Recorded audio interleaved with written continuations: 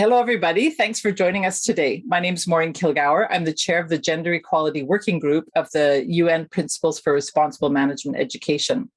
I'm also a professor of business at the University of Winnipeg in the Centre of Canada on the traditional lands of the Anishinaabe, Oji-Cree, Dakota, and Dene people on Treaty 1 territory and on the homeland of the Métis Nation. Welcome to what promises to be an engaging and inspiring panel of academic leaders from the Principles for Responsible Management Education. We named this panel Gender Equality at the Intersection of Sustainable Transformation because we want to emphasize how so many of the important issues we are dealing with today are all interconnected. We also want to highlight how progress on gender equality will bring progress on a range of other challenges that preoccupy business and the global community. The leading scholars we have here today will discuss how so many of these issues facing responsible business, such as climate change, racial inequality, intersect and are directly related to sustainability and the Sustainable Development Goals.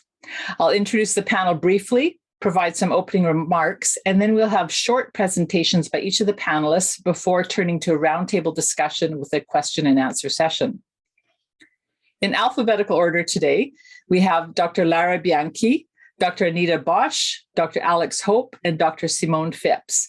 We also have with us Mr. Paolo Speroni of the Global Compact Office, who has worked with us on the conceptualization and organization of this panel. So the goal of gender equality is central to any concept of sustainability, business ethics, and corporate responsibility. And although it is not mentioned explicitly in the UN Global Compact's 10 principles, it's clear there's a strong mandate for signatories to address gender equality in the principles on human rights, the environment, labor rights, and anti-corruption. It's also central to the attainment of the SDGs, which is our current proxy for how sustainability is understood by the international community, governments, and businesses. Gender equality is designated as a standalone goal, SDG 5, and as a goal that cuts across all the other goals, meaning they must all be viewed from a gender-aware perspective. That allows us to highlight the gender dimensions of all issues, such as climate change, hunger, sanitation, conflict, etc. Unfortunately, the lack of sufficient commitment to this goal by many actors means it's unlikely to be achieved soon. Although the SDGs launched in 2015 put gender equality front and center, recent audits on progress are not encouraging. In 2019, nearly 40% of the world's girls and women, 1.4 billion people, lived in countries which have failed on gender equality. Another 1.4 billion live in countries that barely pass. This is a discouraging statistic, but with concerted action, dedication, focus, and targeted interventions, progress is still possible.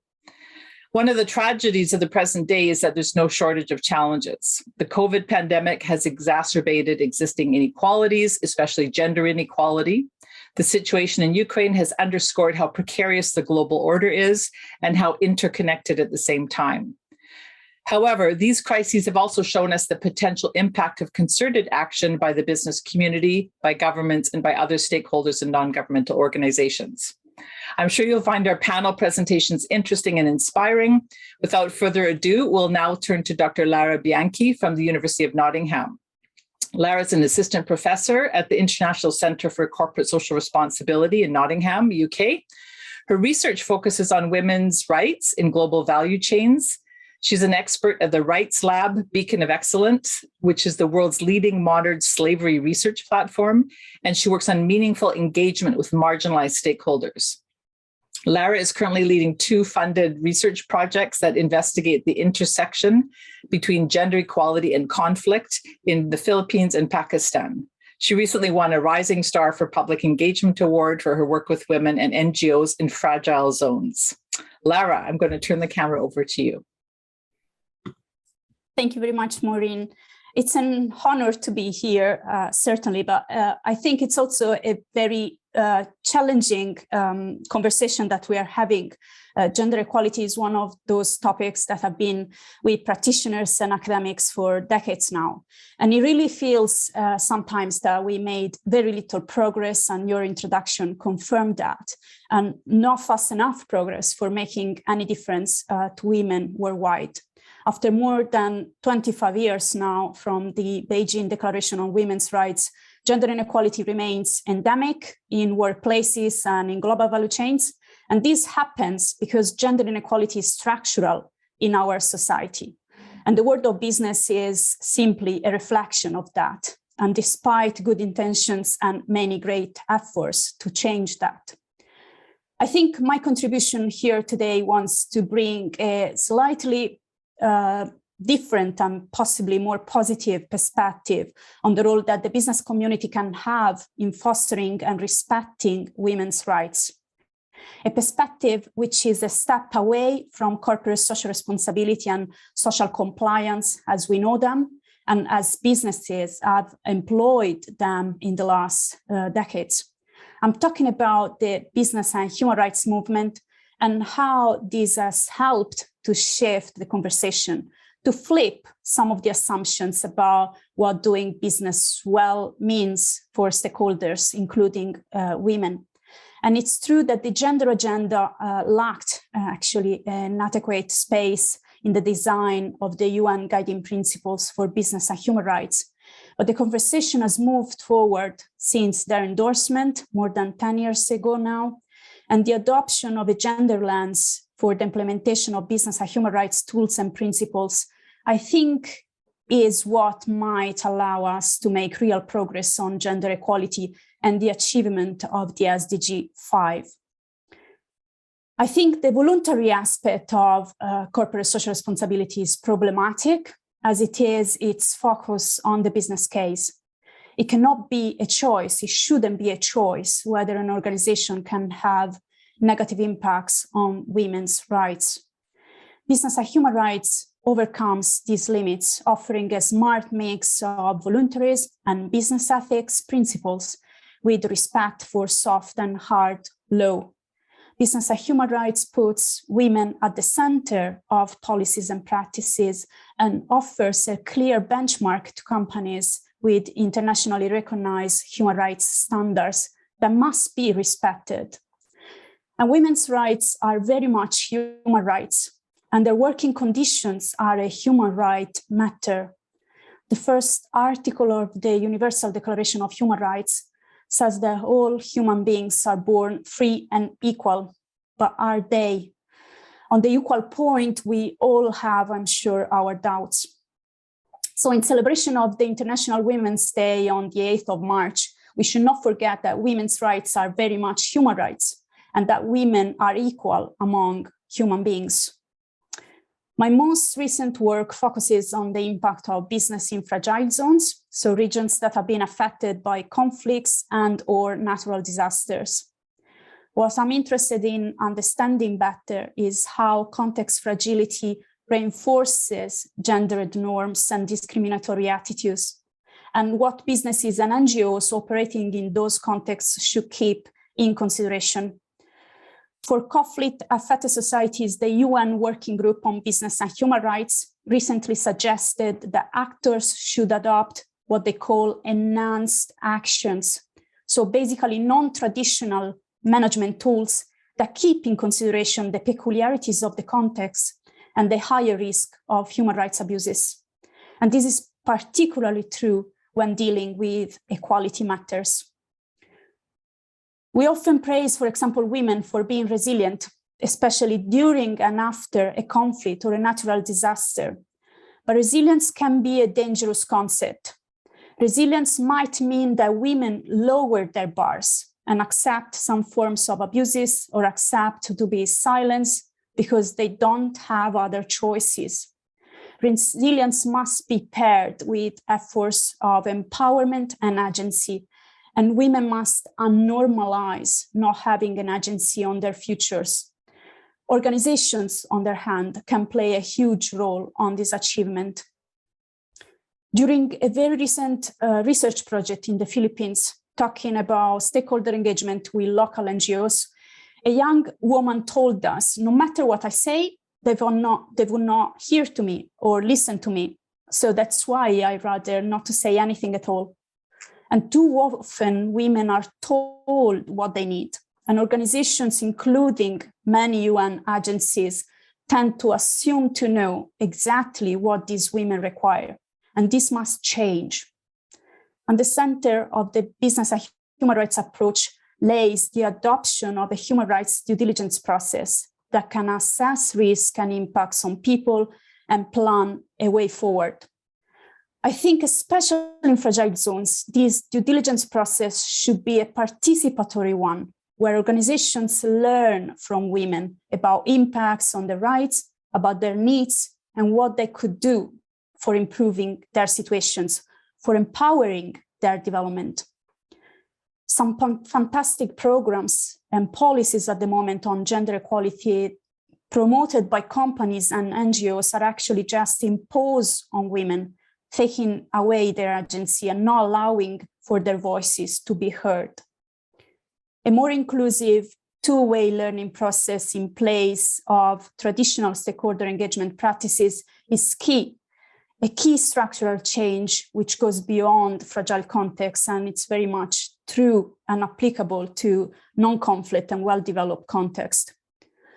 My conclusion is that a two-way meaningful engagement with women is one of the crucial aspects for the achievement of the SDG 5, and more in general for giving agency back to women in the achievement of gender equality across all the other sustainable development goals. Thank you very much. Thank you, Lara. That was brilliant and so much to think about. I really appreciated this. A lot of businesses are always thinking about due diligence, but that you've melded that with kind of more of a stakeholder approach and kind of that you can't just do diligence from the top down. You actually have to speak to the people on the ground. I thought that was a brilliant insight. So among other things that you said, which we'll get back to in the roundtable, but thank you very much. So we're going to turn now to Dr. Anita Bosch. Dr. Bosch, I'm going to turn the mic over to you. Anita is a professor at the University of Stellenbosch Business School in South Africa. She holds the research chair dedicated to the study of women at work.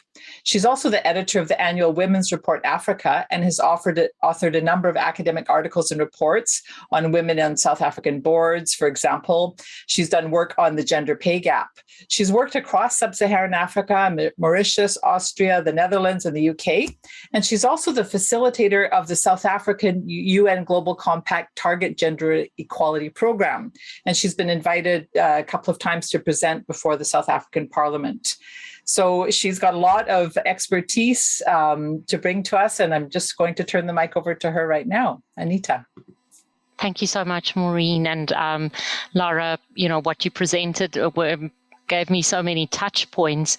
I want to start by reflecting on Africa and just giving a little bit more context. Often I lament that Africa is spoken of as though it's a country, but it is certainly a continent, and it has a total population of over 1.37 billion people, of which Nigeria, Ethiopia, and Egypt are the most populous of these countries. But a more interesting fact, which is important for business, and this is why we're seeing a lot of companies attempting at least to try and figure out how they can enter the African market, and sometimes not with such positive outcomes, is that the number of youth outstrips that of other continents, and therefore population growth in Africa, according to forecasts, will nearly reach the Asian population group, which stand at about 4.28 billion people in the year 2100.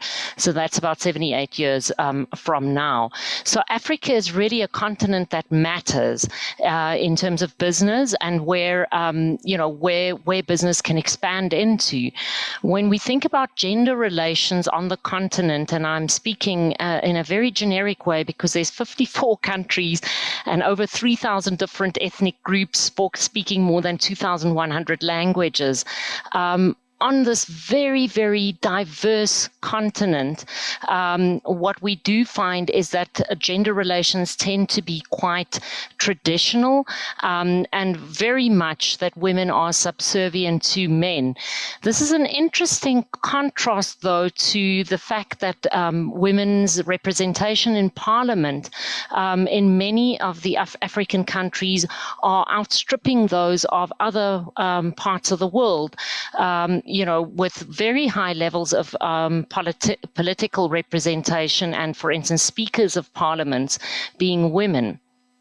But the interesting thing is that it seems like a lot of window dressing, because unfortunately, because of the very traditional gender relations, a lot of the voices of women then in Parliament get hijacked by political whims of very often men and men's groupings. So coming back then to business on this very interesting continent, a very recent study that has been published in a special edition of which I was the editor, shows that there's a very low representation of women in the ownership and management of firms on the African continent. And so here you can already see women are meant to be at home tilling the lands or then looking after children on our continent. And just over a quarter of the firms, and this is based on a World Bank Enterprise Survey of 48 countries in Africa, over a quarter of these firms were partly owned by women, and this less than 10% are a majority or all owned by women. So women's activity in the formal sector is particularly low, and that obviously leads to problems in terms of economic empowerment and their ability then to address the issues as what Lara has referred to now as fragile zones. But I want to say, unfortunately, for instance, in South Africa and some of the other African countries, the fragile zone starts becoming the home. And so it's not conflict out there, but actually conflict within homes. And very often that is incited by women's rights movements, the way in which we do interact with women, and the way in which we do approach empowerment, which is a very, very sensitive issue, as Lara has beautifully framed. And that if we don't work in a stakeholder relationship mode, we really are setting up some of these women to failure at home in terms of violence, gender-based violence, then being one of the biggest problems, certainly in South Africa, but then on the rest of the continent, also relatively high levels of that. And we don't have formal statistics because it obviously is not necessarily reported within systems. I'm going to stop there because there's many other things to talk about in terms of entrepreneurship and how that can help women to move beyond this, and then within entrepreneurship, the issue of climate change and all of these, which I know a lot of the other panelists will also be touching on. Great. Thanks very much, Anita. Again, so interesting. And thanks really for giving a very broad portrait of the challenges faced by the African continent and some of the challenges with just the nature of work that women do and access to entrepreneurial activities and things like that. Also, the link between conflict zones and the fragility in the home environment and kind of the persistent challenge of gender-based violence. More and more businesses are kind of paying attention to the concept of gender-based violence because they see it has an impact on their own operations. But that's definitely something that we can maybe come back to in the question and answer. But thank you so much for that presentation. So we're going to turn to Alex. Dr. Alex Hope is the head of Department for Leadership and Human Resource Management and an associate professor of business ethics at Newcastle Business School, Northumbria University. He's responsible for strategic leadership of the department, and he teaches, does research, and consults across different topics in responsible business, SDGs, CSR, energy policy, and business ethics. He's also the past vice chair of the UK and Ireland chapter of the UN Principles for Responsible Management Education, which was a very active chapter.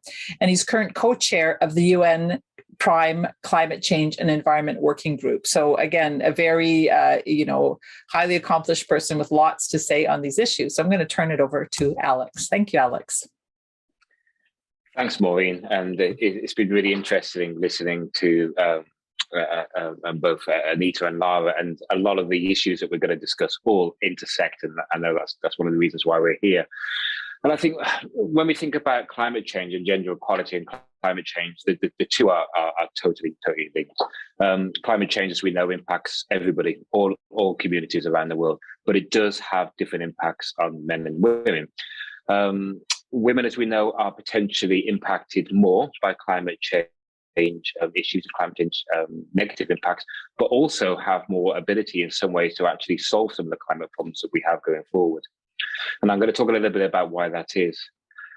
So I think one of the things we do know is that the poorest and more marginalized groups in our world are the ones that are most impacted negatively by climate change.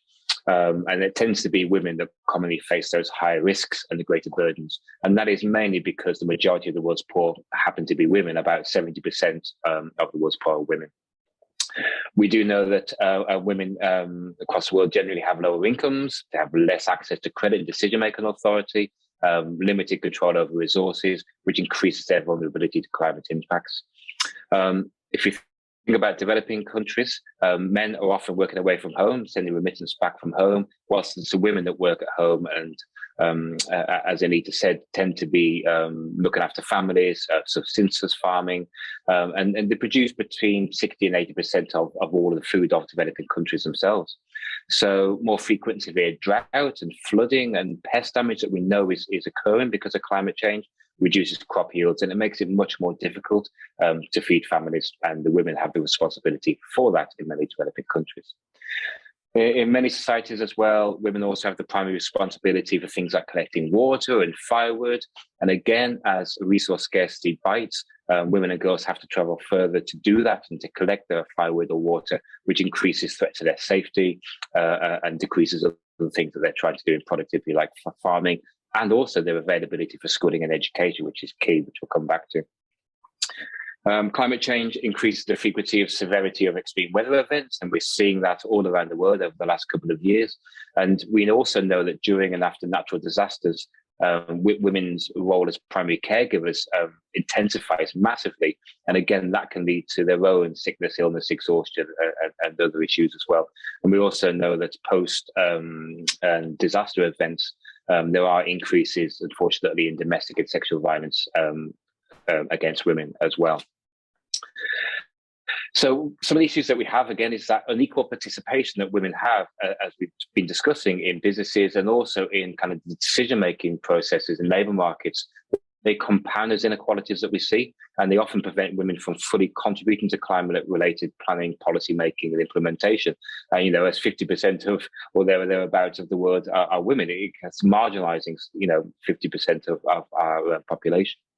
Women also face those barriers, as I said, to basic education and employment, which diminishes their voice and their ability to engage in climate-related advocacy, etc. But one of the things we do know, though, is that women do play a critical role in the response to climate change. We think about in developing countries, again, their local knowledge of leadership, their knowledge around sustainable resource management, sustainable practice at household community level is key. Participation at a political level results in greater responsiveness to citizens' needs, increasing cooperation against ethnic lines and delivering more peace. And we know at a local level, women's inclusion and leadership leads to improved outcomes of climate-related projects and policies. So it's really key that we do unleash the knowledge and capability of women if we want to deal with some of the big climate issues that we are facing. But I think it's not just developing nations and poorer communities where women are key. Also in developed nations too, and the Western world, if we like. We know from multiple studies recently that women are more likely to worry about climate change and worry about the harm that will have on their families and future generations. They're also more likely to believe that it will affect them personally, and so are more engaged in the issues. So having more women in positions of decision-making power in business and in civil society, with people listening to them, helps us to kind of deal with some of the climate issues. So we know that women in leadership positions are more open than men to change that will drive climate action. But as we were talking about, women are currently underrepresented in these decision-making positions, especially in industry. We know that in finance and investment, women have a stronger preference for social and responsible investing than men do, and other kind of social corporate governance factors. And we know from an influencing point of view, as women quite often make up a large proportion of those household purchase decisions, things like food and travel and energy. And so they're more likely, for an average, than men to change their habits in terms of emission reductions too. So I guess one of the things we know in the end is that diversity, whether that be gender or ethnic diversity, is good for climate action. It's good for business. It's good for climate action. It's just good for society. And combining the two, find that we're in a better position to solve some of those climate problems. Just thinking about some of the things that we can be done at the moment, we are doing. It was during COP20, which was back in 2014. The Lima Work Programme was adopted, which calls about gender balance and achieving gender responsive climate policy. So now we're supposed to be able to have more participatory, multi-stakeholder climate change action plans, and all action plans that come from countries now specifically have to focus on gender. Not necessarily that they do, but there is that call to do so. COP26, there was a focus on gender again, and there was some money, thankfully, £165 million worth of UK pounds worth of funding was put towards trying to solve some of those gender issues we have, specifically in Asia Pacific countries and some of those developing countries. So I think one of the things we need to be clear on is that we need to be responsive of both the different needs of men and women to climate change. We need to make sure that we're bringing everybody to the table, not just men, not just women, but everybody. And the real progress we need to make, it's not about fixing women, if you like, in a way to bring them into the conversation or beating up the men that are in the conversation, but it's about finding a way to have that equal conversation together and decision making that is equal, and bringing that through everything that we do, whether that be at company level, political level, community level, whatever else we do. Thanks. Thank you, Alex. Again, super inspiring. And I really like the way you were able to, make the link between some of the issues that Lara and Anita already, picked up on. So we're already getting that dialogue going, and we see the themes and just, your insight, which seems so simple, but I think is often neglected, is that, women are, victims of climate change disproportionately, but can also, play a really important role in solving, climate change and have a lot to bring to the table. And also the fact that, again, linking with, why does leadership matter? Why do we talk about women on corporate boards or women in leadership positions in organizations? Well, you're saying that they're more open to, to addressing climate change, to having different perspectives on some of these key issues. So lots of interesting stuff to pick up on in our discussion, but thanks very much. Last but not least, Dr. Simone Phipps. Simone is an associate professor of management in the School of Business at Middle Georgia State University and an associate research fellow at the University of Cambridge Judge Business School Center for Social Innovation. She's also a member of the Thinkers 50 Radar Class of 2021 and a winner of Thinkers 50 Breakthrough Idea Award, which sounds super fascinating. She researches management history, entrepreneurship, leadership, social innovation, and social sustainability.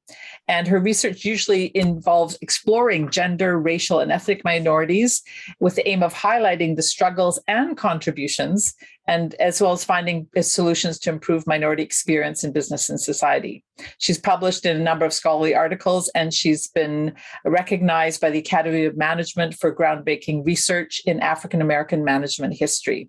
And she has a recent book on the same issue, African American Management History, Insights on Gaining a Cooperative Advantage. So, Simone, I'm going to turn it over to you and let you share your expertise with us. Thank you so much. Today, I am going to be talking on the topic of racism in management and organizations, and how responsible companies can promote anti-racism, diversity, equality, and inclusion.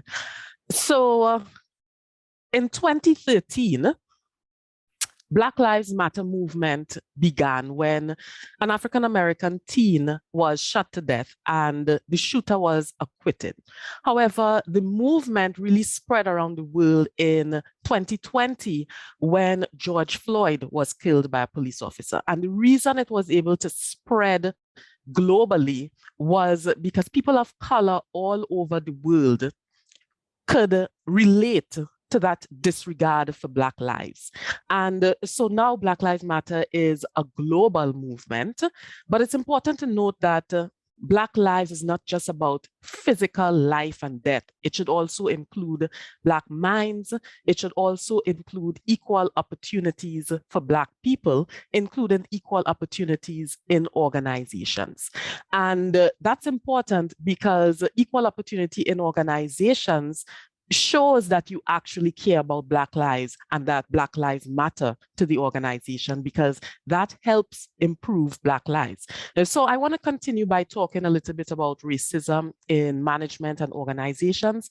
And I want to start with the US, where it's a persistent problem that stems from historical context, because there was slavery, and then there was Jim Crow, which was a set of laws that segregated Black people. And so Black people were consistently placed in undervalued occupations.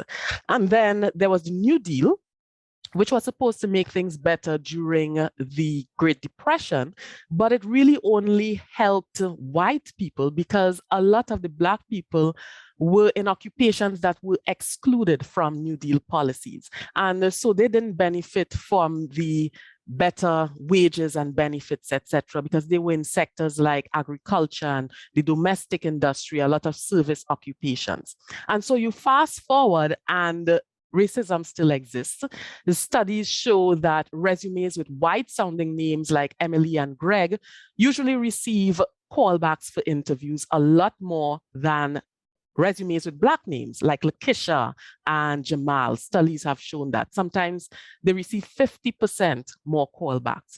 Although also Black unemployment rate is usually twice than the white unemployment rate. There are also persistent racial disparities when it comes to jobs, the types of jobs that Black people get, wages and benefits. There are obstacles they have to face in terms of being hired, having access to promotion opportunities, training and development, etc. And this is not just a problem in the US, it is an international problem as well. I recently read a report that showed that racism persists around the world. The report included countries, but not limited to those countries, but it included countries like Brazil, Australia, France, India, Mexico, and it showed that they have these problems when you are a member of a racial minority, an ethnic minority, a cultural minority. Usually people of color around the world experience that kind of racism. It's also important to note that race and gender intersect. And so historically, there has been a lack of equal employment opportunity for Black women. Again, I want to start with the US. Due to racial segregation, Black women were excluded from most jobs. It didn't matter how much education, how much training they had, if their traits were too African, if their features were too African, because Black features were associated with being infantile, with being uncivilized, with being ignorant. And so these African traits kept them relegated to marginalized jobs. Also, you have to mention something like beauty. Black and beautiful historically did not go together.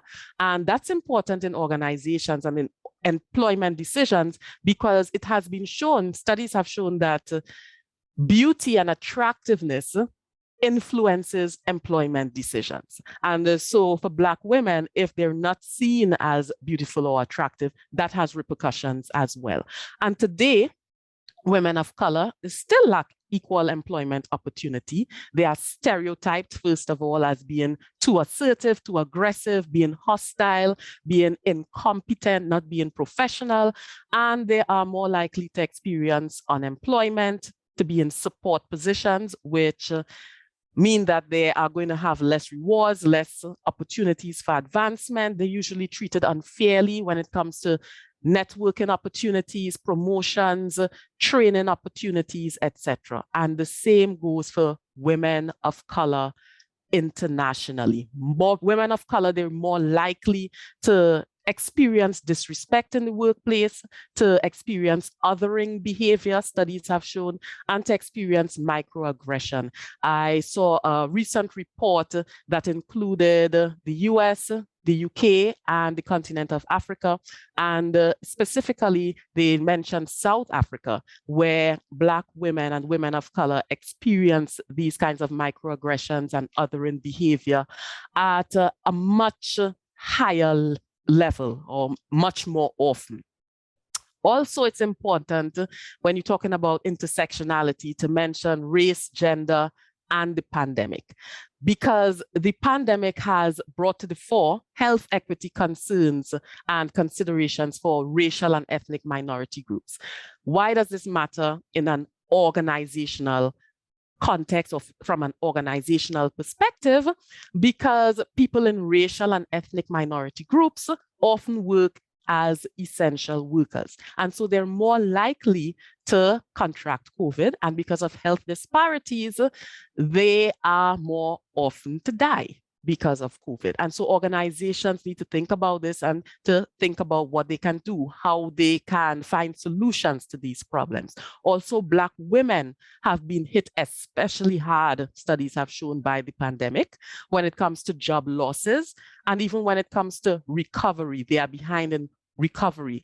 Black women's unemployment is significantly higher than that of Latinas, that of Asian women, that of white women. And experts point to a lot of factors that lead to this lack of recovery, including hiring discrimination and lower pay and things like that.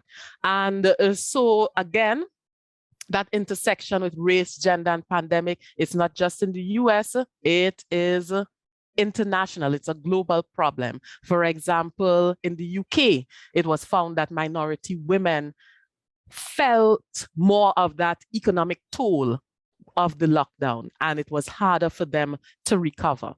And so I want to end by talking about some suggestions for sustainable change. And I want to focus on three things.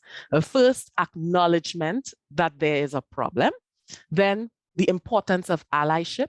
And thirdly, the importance of cooperation. With acknowledgement, organizations need to acknowledge that there is a problem. They can't sweep things under the rug, pretend that racism doesn't exist, because bias, prejudice, racism does exist. And so the first step is to acknowledge that race, although it should not matter, it actually does matter sometimes in organizations, and racism exists. And the important part is to find solutions to address the problem. And that's where allyship comes in. We need genuine allyship, not performative allyship. And genuine allyship is action-oriented, where organizations actually do something about it.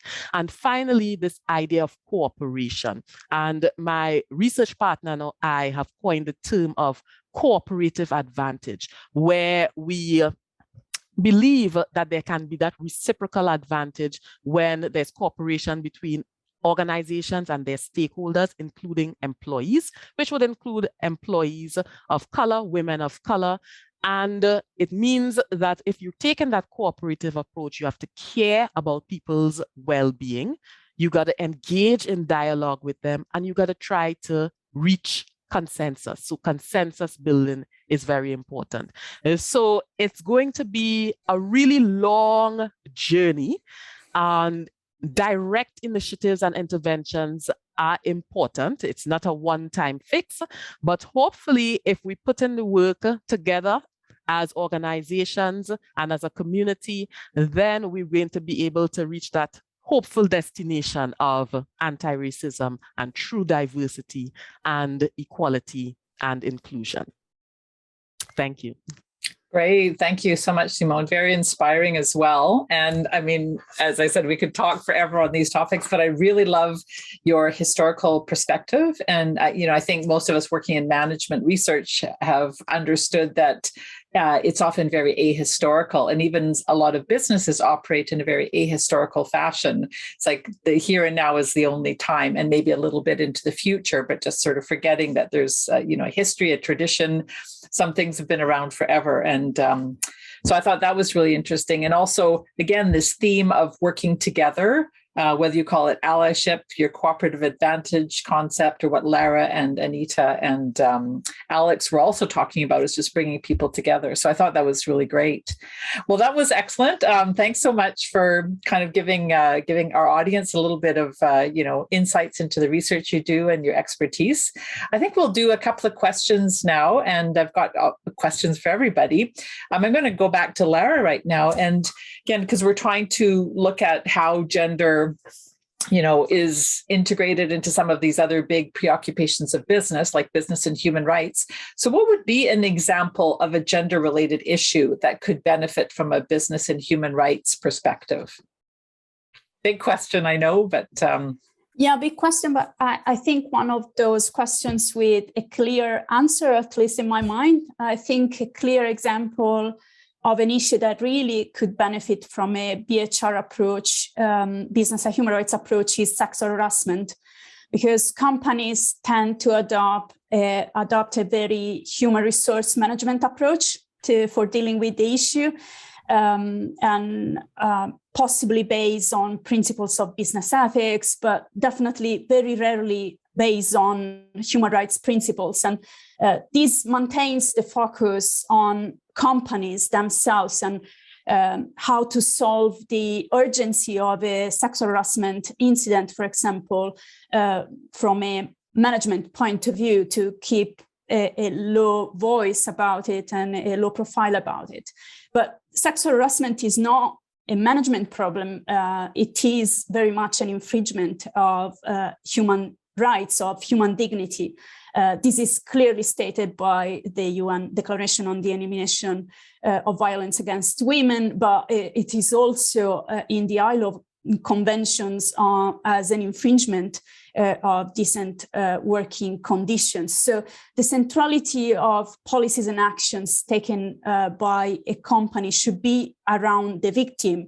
The point should be how to redress the infringement of rights of the sexual harassment abuse as priority, as well as making sure that structural changes happen so that the incident, the sexual harassment, does not happen again. They shouldn't really try and not focus on a strictly managerial approach, which is a HR in terms of human resource management, rather than a human rights approach to sexual harassment. That is wonderful. And again, just another way of looking. I think everyone on this panel is just sort of taking what we think we know and just shining a little different perspective on it, so we can reframe the problem and perhaps then move towards, more solutions on these persistent problems. Anita, I don't know if you want to pick up on that. The question I had for you sort of was related to you. You had mentioned kind of the persistent problem of gender-based violence, in the workplace, but also in the home. And have you seen, do you want to respond to what Lara said, or have you seen any, interventions that have been successful, or, what would you like to say about that? Yeah, so thank you, Maureen. And, I think what has been shared in the panel, there are many touch points and intersections. And the one question that I keep asking myself is, how can power be tipped, and does it swing over completely? This is a question, I think, for me, for the new frontier of understanding gender equality in the workplace, but all of the other intersections and minority groupings. If I spoke about the incredible diversity on the African continent, and lots of minorities within that are of various intersections, religion, if we think about kinship, which is a big issue on the continent, and so forth. So multiple intersections, and of which gender is a master identity. So I often go back to the examples globally that seem to be getting some of the gender equality issues better, and I can't say right, but I think better. The one example, for instance, is Rwanda on the African continent. But the interesting example there is that it took a genocide to reduce the male population such that women's voices could really, really be elevated. The other example I often think about is Iceland and then New Zealand as well. And those are two population groups that are minute in comparison to, if we compare, for instance, New Zealand to Nigeria. I mean, there's just in terms of population around about 4 million people and close on 200 million people. And it seems as though in groupings where, or let's say countries where there are very few people like Iceland and New Zealand, equality becomes a no-brainer. There aren't so many human resources available, coming back to the human rights issue. And therefore, it seems as though people agree together to make this work, and so let's move forward. So that poses a lot of interesting questions for me that I think is the next frontier of saying, so how do we work with this, and how do we see to it that power imbalances can work in everybody's favor, and how do we get together and talk? And Alex, I think in terms of issues that you've touched on with climate change, how do we see to it that women's voices can be heard?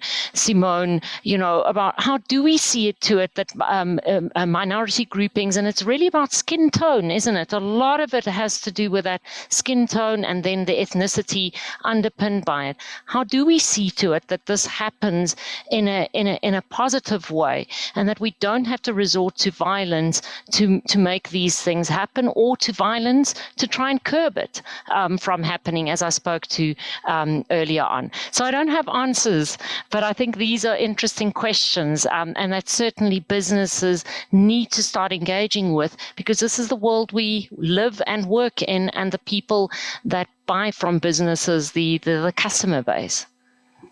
Thanks, Anita. I just wanted to, bring Alex into that conversation, maybe from the climate change perspective, and just thinking about, a lot of students, young people, young employees of businesses, climate change is an issue for the younger generation, but there's almost a sense of despondency, and they're, to use that resilience term, they're fed up of being resilient.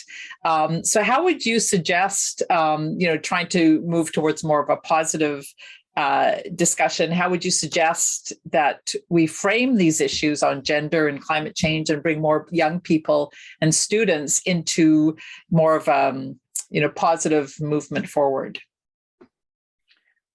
Yeah, it's a really good question. What we find with students that we work with, both in my own university, but also within the climate change working group, is we encourage people to actually get involved at an activist level. Rather than just listening to us telling you about the issue, let's work with us and find a way that you can actually get involved and actually within your local community or your global community and make things happen. What we tend to find is that a lot of our youth, a lot of our students really want to actually do something. And to give an example, something that Anita was just saying, how do we make sure that we can bring women's voices in? We have an Enactus chapter here in Newcastle. Enactus are a global organized, student-led organization for taking entrepreneurial action against issues such as climate change and around the SDGs. And our local chapter work with some female women's groups, refugee women's groups in our local area. And they go out to them and they talk to them about climate change issues, and they do a bit of climate literacy training and that kind of thing. And then they're able to bring them back, and we work with our local government office about getting those kind of voices through. So there are ways that they can act as conduits, if you like. We also know that quite often, the young youth of whatever gender are much more worried about climate change than many older generations, and yet their voices are marginalized too. They're not always able to kind of come into that conversation. So what we do is, again, we kind of say, well, let's get you involved in some of these global movements. So movements such as Enactus or Oikos International, again, another student-led organization, or of course Prime Global Students as well. and also working with people like us in the climate change working group and all of the prime aspects. As students, we get them involved as much as possible, and therefore we can get them to actually work out there, be activists themselves.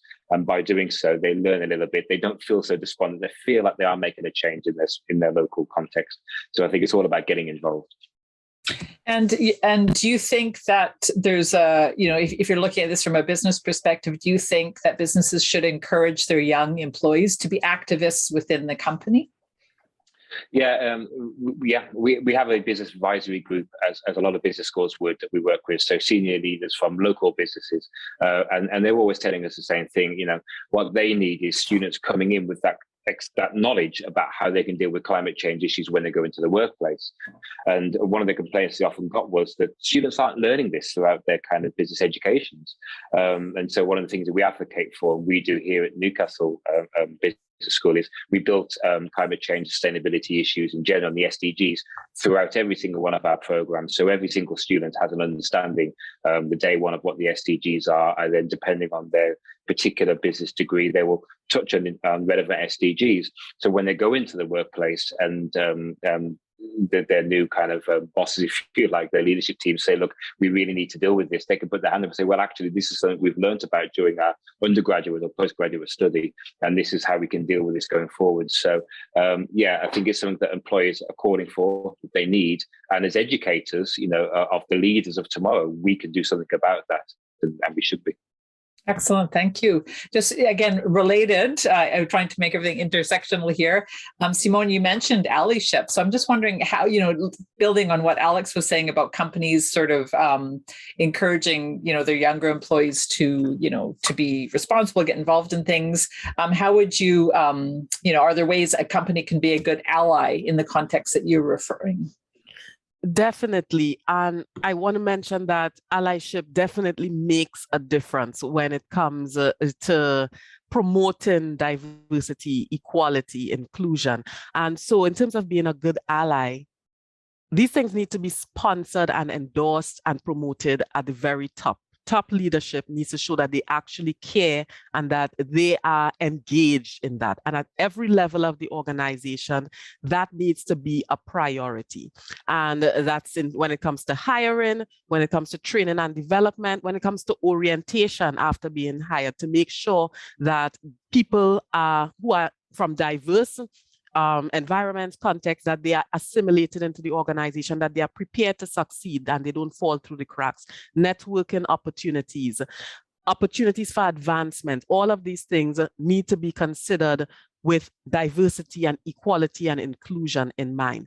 And also organizations need to make sure that they speak up. So I mentioned performative allyship before. It's not enough for an organization to put out a statement, we are inclusive, we care about diversity. It's action-oriented when you're a genuine, authentic ally. And so if you see something that reflects racism or prejudice or bias, people need to speak up. The management needs to speak up and say, what you just said, that's not right. What you did, that's not right. These are negatively impacting people of color, women of color, because we want to have equality. And so it's important for organizations, again, going back to acknowledgement, to acknowledge there's a problem and to speak up about it, to find solutions actively in order to address the problem. And again, together, we have to do it together, to cooperate, engage in dialogue, and then find solutions together. Thank you so much. So that concept of dialogue and working together. I think we have time for a quick question for everybody, and I'm going to throw out the same question to everybody. So the theme of the event is target gender equality. And maybe from your perspective, if we can just go around at the table and, starting with Lara, what would be, one thing that you would maybe recommend, you say a business would do in the context of trying to, they're already committed to the sustainable development goals. They want to do their best. From your perspective, what's one thing that a company could do to target gender equality? Yeah, that's a great question. And I think we should focus on the positive that companies can really do on gender equality. And I think it was crucial for the 2030 agenda to have a standalone goal. However, I think for companies, my suggestion would be to be coherent and consistent and to try and apply a gender lens across all the sustainable development goals, being the sustainable peace or climate change or sustainable cities. Not adopting a gender lens when planning for policies or practices across all the global goals would be really short-sighted. There would be a missed opportunities also for companies to make a difference. Great, thank you. Anita, same question. Yes, I think gender equality is perhaps deserving of being unpacked. I think a lot of the efforts, and certainly the Global Compact effort, is very precise. It gives a measurement tool. It helps businesses to define it. But I think the issue of gender equality is very often ill-defined and not discussed. And so companies adopt a number of indicators and try and drive that, as all good business practitioners would, sort of often are trained to do.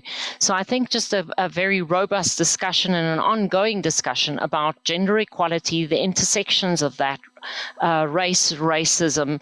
Often we steer clear of those discussions because it becomes quite heated, or can become quite heated, and people don't really understand. At business, and in fact in South Africa, most of the transformation really actually happens within business contexts. So if businesses don't step in and if they're not the conduit to bring different actors from societies together and have these discussions, there'll be very few spaces where societies actually engage in robust discussions across ethnic lines, across religious lines, and so on and so forth. So I think it really is incumbent on business leaders to educate themselves, but then also to be brave enough to find people that can facilitate these discussions and to start having those discussions, which then help transform societies. Well, thank you. Again, that theme of dialogue, stakeholder, allyship, kind of working together, which I think is sort of what we need right now. Alex, do you have any insights on recommendations on targeting gender equality from your perspective? Yeah, I think I often get frustrated when talking to businesses and business leadership because, we know that there's decades of research now that shows that diversity in business on board level, on leadership level, is just good business. It's as simple as that. If you have a group of people that look like the stakeholders that you are representing, and nowadays, in most cases, that is a broad diversity in terms of ability, disability, age, gender, ethnicity, everything. So in a way, we know that by having a gender diverse, ethnic diverse board and leadership team, you're going to do better as a business. And so sometimes it makes you wonder why we don't model that enough. And, what is it that's stopping us from doing that?